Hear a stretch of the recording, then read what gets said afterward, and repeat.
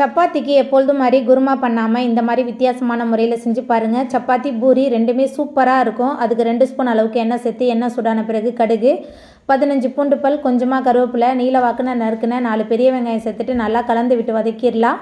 வெங்காயம் வதங்கி வந்த பிறகு பழுத்த தக்காளி 4 சேர்த்துட்டு அதையும் நல்லா கலந்து விட்டு வதக்கிடலாம். வெங்காயம் தக்காளி நல்லா வதங்கி வர்றதுக்காக கல்லுப்பு சேர்த்துட்டு நல்லா கலந்து விட்டு வதக்கிடலாம். வெங்காயம் தக்காளி எந்த அளவுக்கு நல்லா வதங்கி வருதோ அந்த அளவுக்கு ரொம்ப சுவையாக இருக்கும். வெங்காயம் தக்காளி நல்லா வதங்கி வந்த பிறகு காரமான தனி மிளகாய்த்தூள், மஞ்சத்தூள் சேர்த்துட்டு நல்லா கலந்து விட்டுட்டு தண்ணி எதுவுமே சேர்க்காம ஒரு மூடி போட்டு வச்சிடலாம். இந்த மூடியில் உள்ள வேர்வை தண்ணி சொட்டியே இது நல்லா வதங்கி வெந்து வந்துடும். அதுக்கப்புறமா இதில் 4 முட்டை வேக வச்சுருக்கேன். அந்த முட்டையை அங்கங்கே கீறி வச்சுருக்கேன். அந்த முட்டை சேர்த்துட்டு நல்லா கலந்து விட்டுறலாம். மசாலா, வெங்காயம், தக்காளி எல்லாமே சேர்ந்து நல்லா கலந்து வந்ததுக்கப்புறமா நல்லா சுட சுட சப்பாத்தி பூரிக்கெலாம் தொட்டு சாப்பிட்றதுக்கு சூப்பராக இருக்கும். ட்ரை பண்ணி பாருங்கள்.